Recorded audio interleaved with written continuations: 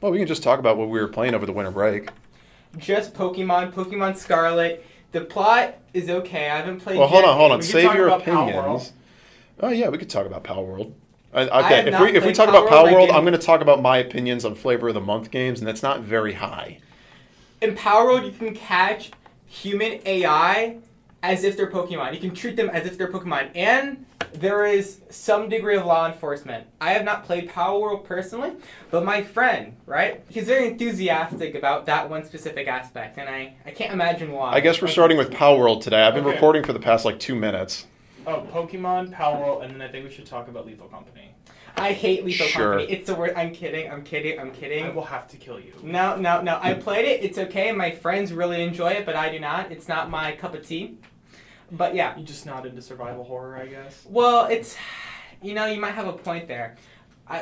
Hello and welcome to the GamerRoos Podcast. Today is January 30th, 2024, and welcome back to, what is this, Season 3? I want to say this is Season 3 of the GamerRoos Podcast, and we are introducing a new face today. Go ahead and introduce yourself, sir. Hello, my name is Sam. He is standing right now, Yep, I stand for what I believe in. which is video games. I'm glad we're going back to... Yeah. Gen 1 is littered with bugs, alright? It is not the best generation, not by a long shot. Gen 2... No, it's littered with poison types. It's all literally useless poison types. That You have game-breaking... You also have game-breaking bugs, like... What was it like? Dude, the Psychic bugs is sucked in is that strong game. against ghosts? Fighting types were absolutely useless. Yeah. Well, yeah, because their best move was submission. Yeah. Yeah. That's the best Make you submissive. Submissive and I can only think of the Blue Oyster Cult song, where the guy just has a fucking mental breakdown halfway through the song. Where he's like, "Damn it, it's submission." I'm serious. You got to listen to the song. It's fucking hysterical. I'll link it in the description below. I really apologize for the very scattershot way we're starting this, but we'd like to go a little more interesting Yeah. this we like to just season. kind of get ourselves out there. Spotter shot, like a Andy Warhol painting. Right. No one knows who that is. Unfortunately. Are you shitting me? Andy Warhol? Who is that? Like your The- grandpa? You better be joking. That being said, Min cannot unfortunately be here today. Yeah, We're not sure if he's coming back or not. Oh, he'll probably be coming back. He just said he couldn't make it the next couple weeks. This is the new face, so Yeah, FNG, ranking FNG. yeah. So it's a lot to talk about today. Flavor of the month games. I believe we were discussing that previously. Yes. What is your opinion on the current flavor of the month games, or what is your game of the month? I'm strictly a contrarian in everything I am. So when people get really excited about something out of nowhere, it's just I'm like, it's popular. I don't like it. I actually don't have anything against flavor of the month games. It's just you can kind of see the way that everything will get popular for a month, because Lethal Company's been popular since early December. Yeah. And then Power World came out and everybody's focused on that. And then come midway through February or partly through March, there's going to be something else that comes around that everybody kind of picks up on. It's just woo, we're going to play that. And there's nothing inherently wrong. I mean, they're all indie games, so I don't, honest to God, have nothing against them. So My game of the month, my little flavor game of the month is Lethal Company, actually. I will say, as somebody who's not personally a fan of the horror game or survival horror genre, I think it's technically what Lethal Company is under, survival horror. That's reasonable. I did thoroughly enjoy it because it's like this weird kind of relaxing game. It's the mechanic is very simple, just collect stuff, get out. But the survival mechanic is just it's just enough to keep you entertained. Mhm. This might sound like a psychotic thing to do, but I fall asleep to this one person who plays Lethal Company, and she's really quiet while she plays. So it's just I'm not doing an ASMR thing. yeah, please don't. I fall asleep to the sounds. It's 10 hours of snowstorms. I used to do the same thing with yeah. airplane sounds. Yeah, I mean, Airplane sound. It's just Whatever works. Whatever works. What's your personal game of the month? My personal game of the month is Pokemon Scarlet. It's not, the plot ain't great, or at least the first part. If you really want something more in depth, I recommend purchasing the DLC. It's cool that you get both for $35 combined, but I don't like the fact that that Game Freak has started implementing DLCs in general. I'm not a big fan. They were a decade late to that train, weren't they? They really were. But in the defense, they used to do little GameStop promo codes you could do to enter. To Hey, get I shiny. like that. You go to GameStop and you get like a shiny Entei or something. Dude, no, Yeah. I still have like, I never redeemed it, but I still have like a shiny Arceus card I got from a McDonald's. Oh, So on yeah. the topic they- of shiny Arceus, I want to play through Gen 4. Right now I'm actually playing through White 2 because a friend lent it to me so I could beat it because he wants to transfer some Pokemon from Gen 4 to Gen 5 and then ultimately the Gen 9. Mhm. The issue is you need to play through White 2 in order to get to this, to gain access to this research facility. For Nintendo actually, or Game Freak rather, before they could figure out how to effectively transfer Pokemon from generation to generation. I mean, every time we talk about like going to replay Pokemon games, I'm like, dude, you got to look into the difficulty hack scene because, like, I swear to God, they completely revamped the games in such a good way. It's like I love Soul Silver as much as the next guy. That was like my favorite Pokemon game growing up. But oh my God, the level curve is dog shit. Like, it's so bad. Yeah. You're at level 20 until like Gym 7. Oh my God. Oh my That gosh. frustrated me so much. I was actually playing through Heart Gold on Poke MMO. I mean, I felt like I was stuck at like level 20 for forever. It was so annoying. Yeah. I felt like I leveled up way too quickly as well. And then it just stops. Yeah, it just stops. And it's like, it's so abrupt. I don't really like it. Although, I've also been playing through Radical Red, and it's I have it randomized as well. And oh my God, bro, it is hard as... Misty has a Frogadier, bro. A freaking Frogadier with Protean. You know what Protean does? No. Basically, it changes the player's move, or the Pokemon's typing, based on the move it uses. So let's say Frogadier uses Grass Knot. Now it's a Grass type. If it uses Ice Punch, it's now an Ice type. Oh, it's kind of like So it's not even fair, bro. It's not even fair. It has perfect coverage. And sounds- its coverage, oh my gosh. That actually sounds like super like cool though, because it's like the strategy to beat that thing is gonna have to be like use a Pokemon that basically doesn't like. See, that's kinda what type Eternal X does. They actually have like really well-made teams, and like I actually got stuck on the second gym in Pokemon X, the rock climber one, because there just wasn't very many good like grinding spots in the area because the gym differential was like 10 levels, and I think that's when they started implementing like anti-grinding tactics or something like that. I love that with some of those hacks because they'll like deadass have like this like you will literally like level cap at like a specific gym level, so And you got to figure it out. your Yeah, Pokemon cannot. I like it go when over- it's not completely mandated, so where you could always just drop 3 hours and figure it out. But at the same time, it's also frustrating because like there's a couple parts in that game where it expects you to face like 12 or like 12 Pokemon in a row at one point in the like when you do the Pokeball factory. I don't know if you remember, you have to like clear out Team Flare from there. But at the end, you're supposed to do a double battle with Serena against these admins or whatever, and they're supposed to have like in the base game they have 3 Pokemon each. And you and Serena just wipe the floor with them because it's base Gen 6. In the difficulty hack, they have a full team of like well-made 6 Pokemon each, and Serena's AI is dog shit. So it's essentially a 6v12. I lost. I want to say like 5 or 10 times in a row. I'm like, you know what? Screw this, and I just power leveled the hell out of this one. This one repeatable encounter in Lumiose. It's just basically just kept grinding Audinos until I was like 10 levels ahead, and I just. And then similar thing at the end of the go into Lumiose and you go into that one cafe and then you beat Lysander and he's like, I'm still going to blow up the world, and you're like, where the fucking police? Yeah, But then you have to do the same thing where you have to fight 6 Pokemon and then 6 Pokemon, and you don't get a rest in between or even the opportunity to heal. So you basically have to like put out a Pokemon that can't be hurt very well. Like I put out, I want to say my Tyrantrum or something like that against their against the guys like Luxray, and I just use that opportunity to just continually revive, super potion. Oh my gosh, that's one a of the good annoying strat, things. though. No, but here's the thing. Have you guys played through Radical Red? No, I You haven't. can't use bags when you're fighting players, alright? You mean like trainers? No items. Trainers, gym leaders, you can't use items, basically, unless you have like a berry equipped to your Pokemon. Ooh. So that just like, just on top of that, on top of the Frogadier or Protean, she has a competitively viable strategy here. It's not even funny, bro. And, okay, I'm not even joking. When I was fighting through some of the trainers in that gym, none of them had water type Pokemon. They're all like electric type or things that like water's weak against. And I was like, bro, come on. This is not a water gym. This is a lightning electric gym. Yes, exactly. And then you run a Misty, who's running a team that's full water types. It's like Starmie, the Gen 4, what's it called, like Otter? Oh, Weasel. Yeah, Weasel. It's Weasel, dude.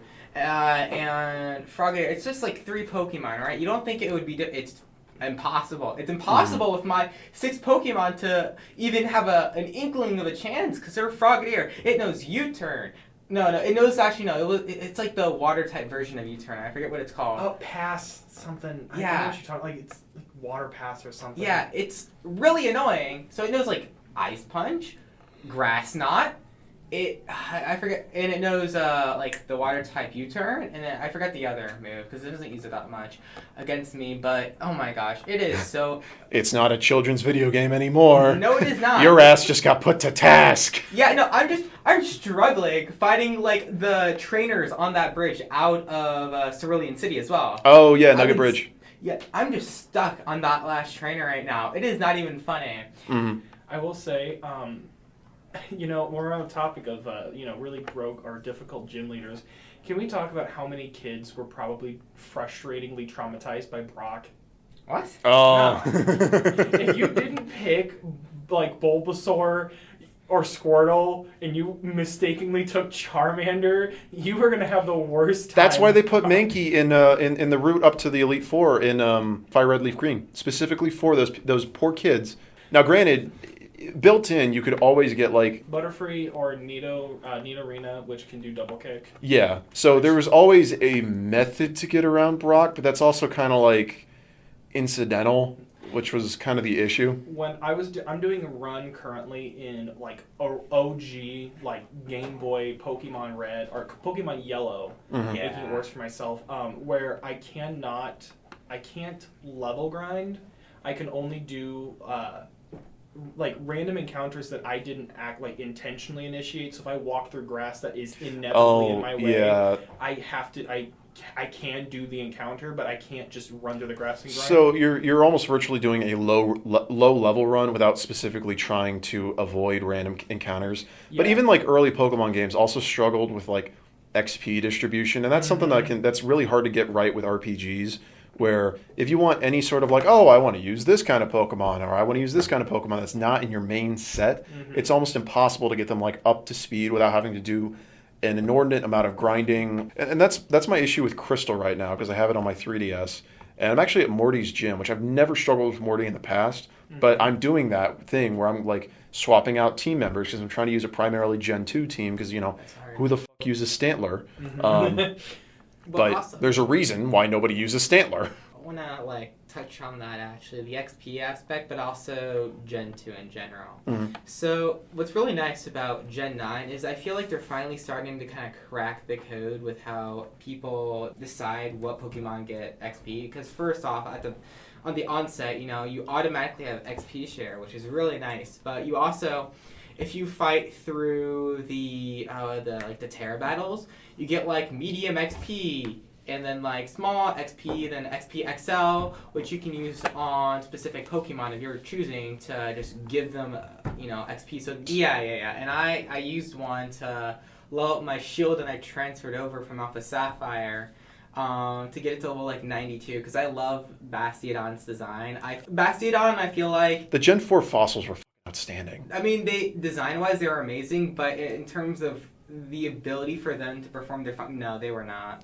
Yeah. No, they were awful. And that's one of the nice things about Terra types, is that you can make an awful Pokemon amazing by just removing its typing. You have Bastiodon, 4 times weakness to fighting, right? It basically is a wall. Its attack ain't there, its special attack ain't there. It's just a wall. But with the Terra type, you can just make it a better wall by just making it exclusively a Steel type, which I always try to do. I also Terra typed my my Garchomp to be normal type, because I'm tired of that 4 times ice weakness. It's so annoying. Yeah. Good gosh. Oh my god. Maybe it's just because I'm the resident Gen 6 apologist, but having the EXP share distribute to the whole party is fine when the level curve was made for it. The problem is that I think it was a late addition in Gen 6 Yeah. You know, unironic. I just want to spout my little unpopular opinion with X and Y. Okay. I think some of the newer Pokemon are pretty boring in X and Y.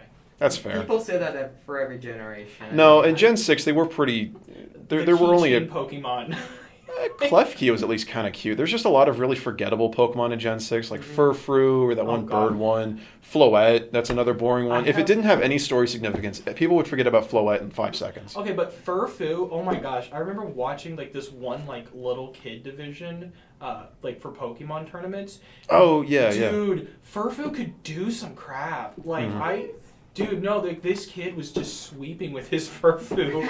It was like an ice-type Furfrou with like a special attack, like a massive boost in its special attack. It was just... Oh, and it was sweeping? It was sweeping with like Ice Punch or something. Or ice. It was just disgusting. I'm like, oh my gosh.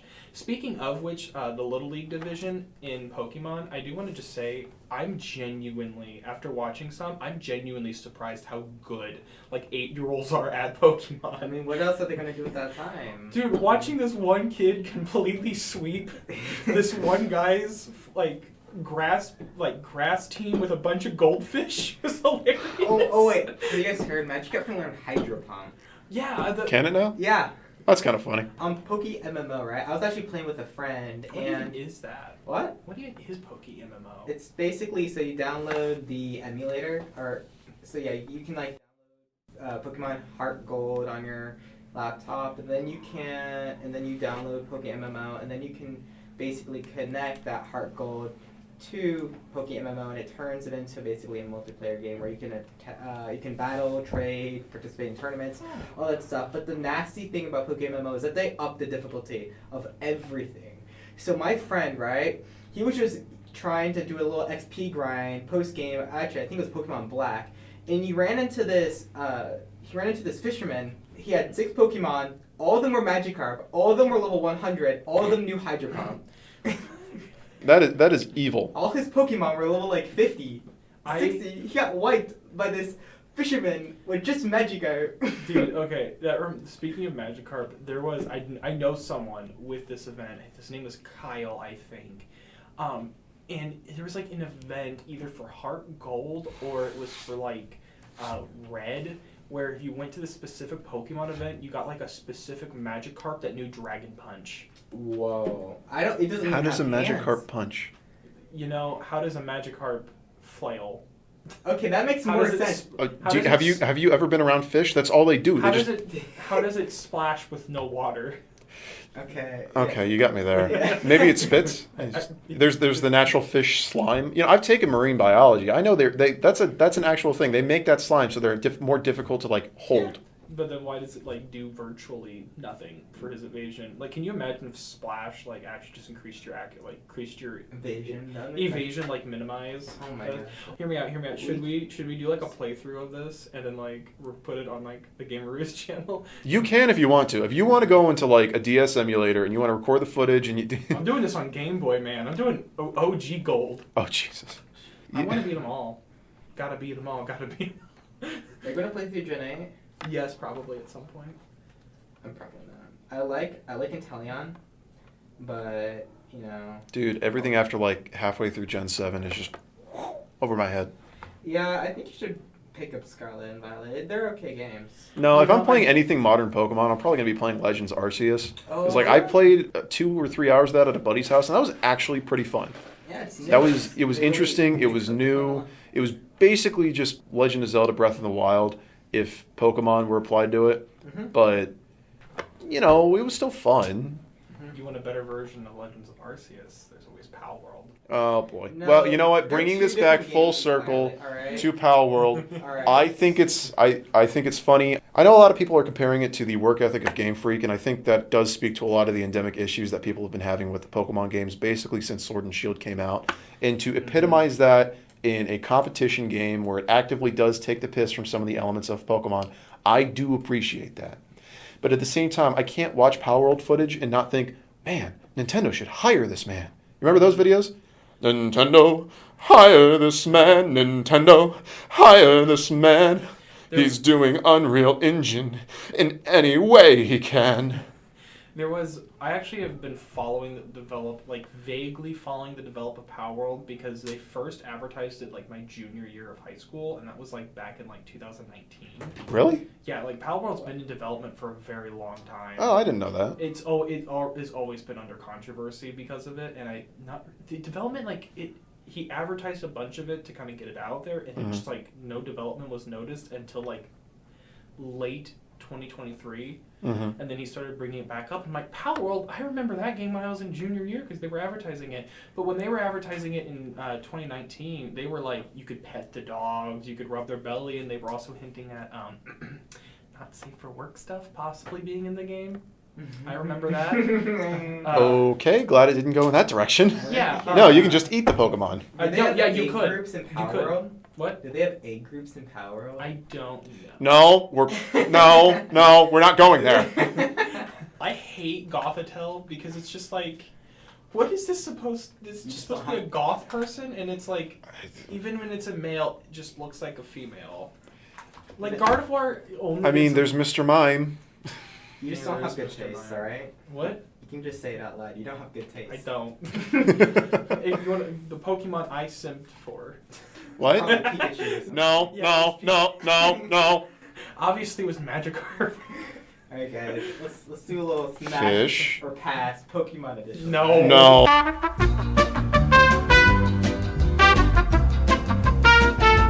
I'm not seriously considering this.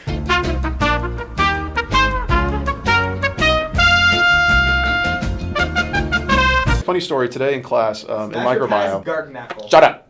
In microbiome today, the pre-pharmacy, they were like doing an announcement for one of their meetings, which is perfectly normal.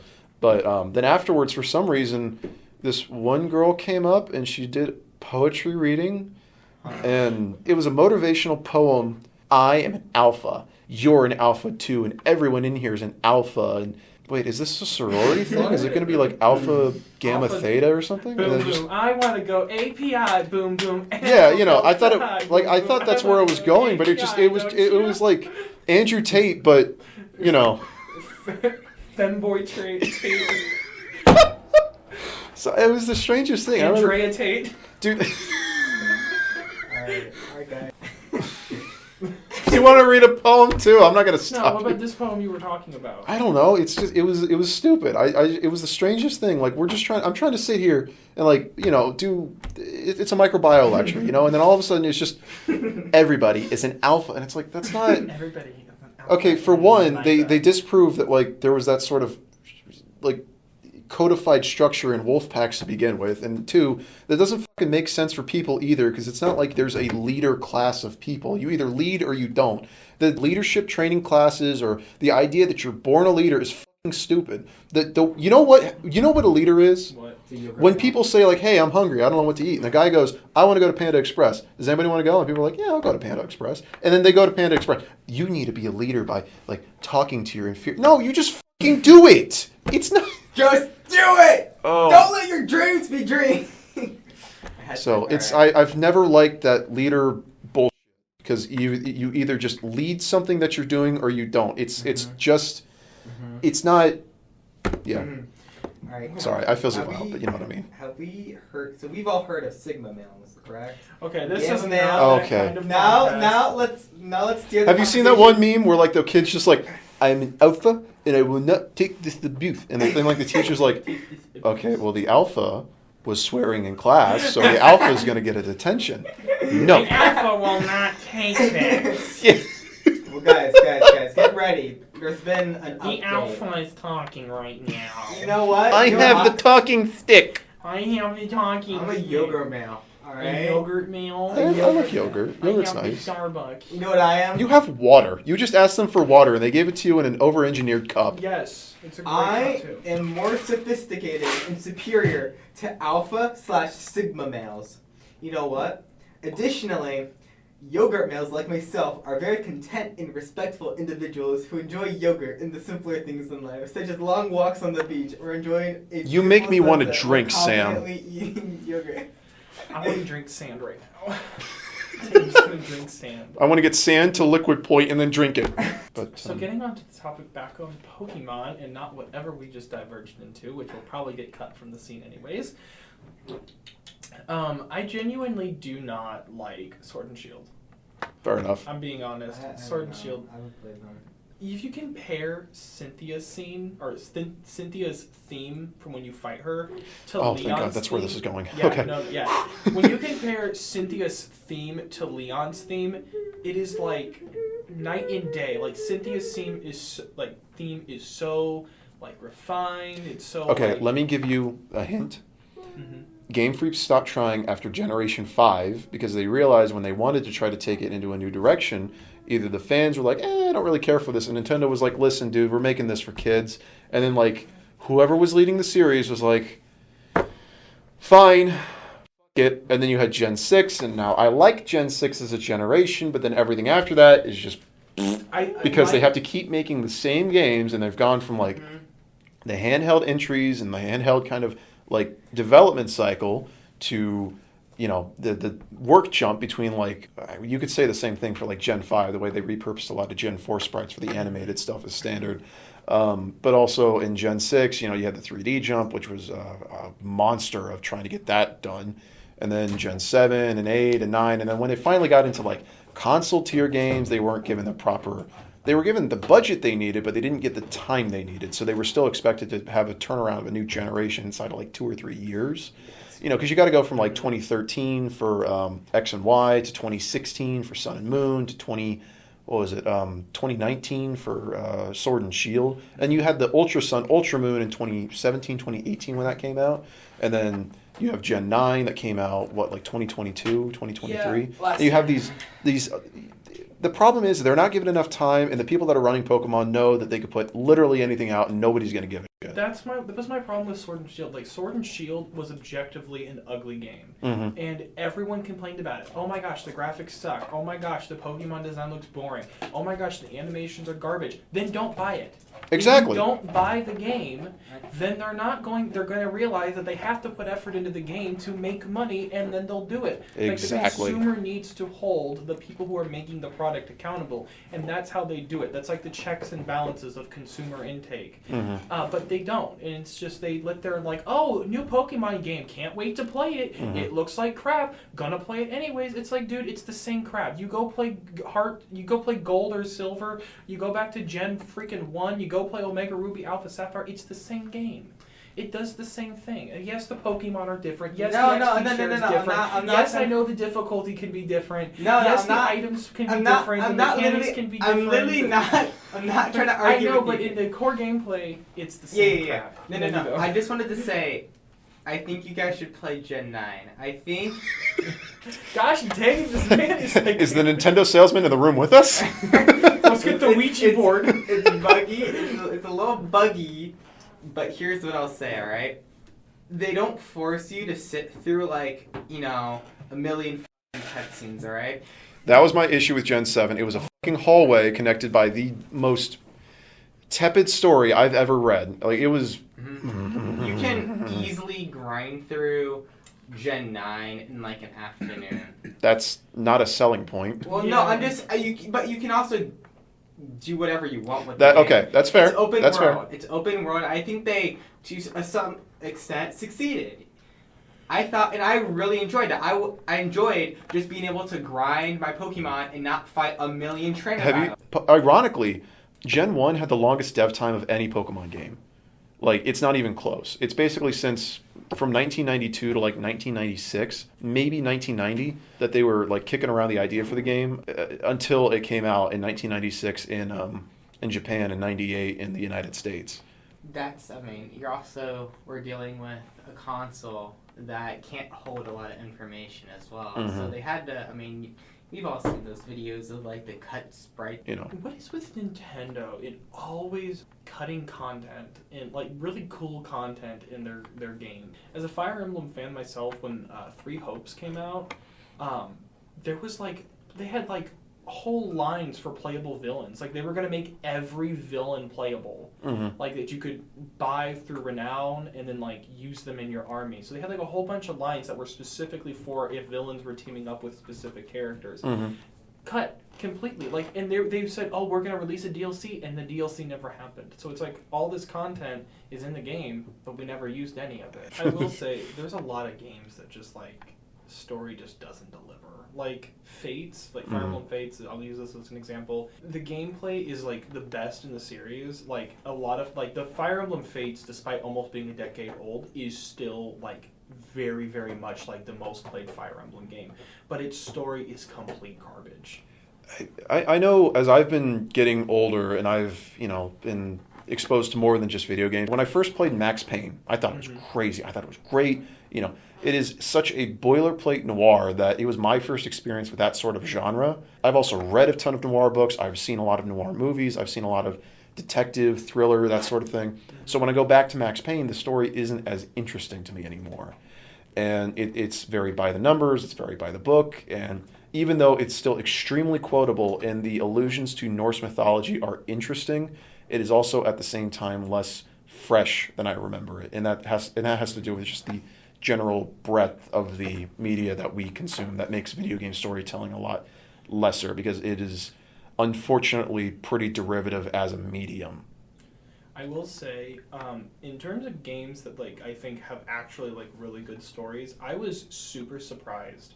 Like, I'm genuinely glad I played Dragon Quest 7 or 9. Mm-hmm. It's the one with Jessica, I forgot. 7. That's 7, okay. Because I'm used to stories that, like, deal with, like, intricate topics, that deal with, like, the problems of society. But Dragon Quest 7's story doesn't do that, but it tells such a good story with characters that you hate, with characters that you'll love. Everyone in the story, to some degree, is likable and entertaining, and all the plots just kind of all like work together. Like it's genuinely a story that I would say is like one of the best stories I've ever had to play because it's not overly intricate. It's not so super serious. It's just a story that you relate to the characters, and then you start enjoying their their backstories. You start enjoying their character developments, and I was just really surprised that because I was under the assumption that Dragon Quest stories suck, and I was completely wrong with that game. I just Sony movie games, but I'm also playing through Shenmue right now, and that's literally... Oh my gosh, why are you doing that to yourself? I bought Shenmue 1 and 2 and 3 for like $10 back in the Steam sale of 2022, and it's fun. I mean, it's interesting to watch. It's also really funny because the dub, like, it's clear they had a lot of like friends and family of the like localization teams come in and voice people because they needed so many unique voices. And the guy they had to play Ryo is... He tries. I mean, like, his stoic delivery is fine, but he also has to have like 20 to 25 different pronunciations of, do you remember the day when the snow turned to rain? And do you know any Chinese? And then there's that one guy that you talk to who sells like jackets, and he's like, I was once Chinese. And, all this, like, the dub is so funny. And it's also just kind of a neat, world to be a part of, just because it's genuinely comfy, I guess. I don't know. It's a comfy game. Shenmue. Okay, so here's a funny thing. I actually watched the history of Shenmue before because there's a lot of people who are dedicated fans. Shenmue's history, the actual developer of the game openly admitted that he hired people to voice characters depending on if they looked like the characters, because he didn't actually know what Western audiences wanted in voice acting. I mean, that's why Shenmue himself is just like, I need to eat something. Dude, he is totally autistic. He is like, and just the way that all the kids are like, hey, you want to play? And he's like, not today. And it's like, you actually, is this something don't you have a job? Not today. And it's just like, I need to go find the sailors. I need to go there. Do you know where sailors congregate? The gameplay, though, is pretty fun. It's pretty fun. I mean, it's when you actually get to the fighting, it's basically a 3D beat 'em up, but it's not bad. It's interesting to walk around such a lively environment, and the beat 'em up aspects are pretty fun. I like Shenmue. I'm liking it. I need to actually power through it because I've got 2 more games because that's how this story goes. No. There's a 4th one. Shenmue. There is a Shenmue 4. There is? For PS4. I have Shenmue 4. No. Shenmue 3 is the one that came out recently. That came out in like Oh. 2018. Okay. That's probably what you have. I could have sworn. There might have been like a Shenmue Advance. I know there's a Shenmue anime. I just wonder if this series is ever going to actually just end. According to the creator, there were supposed to be 16 parts when it first came out. That's the whole, like, it's... I don't think that was ever realistic, and I think that might have just been something he said to with a reporter. What's your thoughts? Okay, so one, I've never heard of Shenmue until now, but when you said anime, it really spoke to me. Think of it like a precursor to the Yakuza games in the way that they're trying to capture a realism of a particular environment, more akin to like life simulator aspects, where you can go, on a particular day of the week inside the game and interact with like different people who have different timetables. Like shop owners will close at a particular time and leave, and they won't be open on particular days of the week. Okay. And it's kind of strung together by a loose plot of trying to find out who killed your dad and for what reason. And it's notable because it takes place in a particular history of being a Dreamcast like cult classic title. The fact that it was on a Dreamcast probably gave it a lot of appeal to a lot of people, because that's the era of Dreamcast when like they kind of captured that very, I don't know how to put it other than like hip late 90s, early 2000s aesthetic. There's a lot of different reasons why Shenmue is interesting, but I'm playing through it and it's still fun. I didn't, So have y'all heard of the Count of Monte Cristo? Yeah, it's the old public domain Pulp Fiction story. Yeah. Basically. There's an anime adaptation. That doesn't surprise me. Okay. And so I'm reading. You ever had a Monte Cristo sandwich at Disneyland? No. They're so good. Oh my god. But yeah, I'm Sorry. gonna watch it after I finish reading the novel. It's a deep fried grilled cheese. Speaking of anime, Persona 3 Reloaded is going to be coming out here in a couple days. Okay, you guys can watch your mangoes and your animes and all that, but I'm going to be sticking with my favorite slice of life anime, Seinfeld. We didn't ask. I But think you meant Persona Clannad, 3 but- will be Persona 3 Reloaded will be coming out here shortly in February. I advise that everybody gets it, but I'm kind of not having a lot of hope for it because its intro is pretty crap. Yeah. Super for a game that's literal entire theme is about death, grief, and loss. They made like the most anime-esque intro, like Death Parade equivalent of your anime. Your intro is super upbeat for a game that's incredibly depressing. Checks out. Anyways, to wrap it up with our typical sports recap, the Chiefs are going to the Super Bowl again. Congratulations to the Chiefs for winning against the Ravens in the AFC conference. Apparently we're facing the 49ers again. So that's going to be on the 11th, I think. Not next Sunday, but the Sunday after that. And I'm just saying this because I know our listener base is in Kansas City. I mean, hey, go Chiefs. I really want to go to another victory parade because last year's was really fun. And I got really drunk at that. Dude, I had a Fitz's bottle that I filled full of whiskey. Oh God, why would you do that to yourself? Dude, because I wanted to drink in public mostly, but Oh my goodness. But anyways, it was a great time. I had a lot of fun, and I'm really hoping I could do that again. I'm not really a football fan, but you know what? When in Rome, right? When in Rome. And with that, we will be concluding the episode. Have a good day, everybody. Yeah.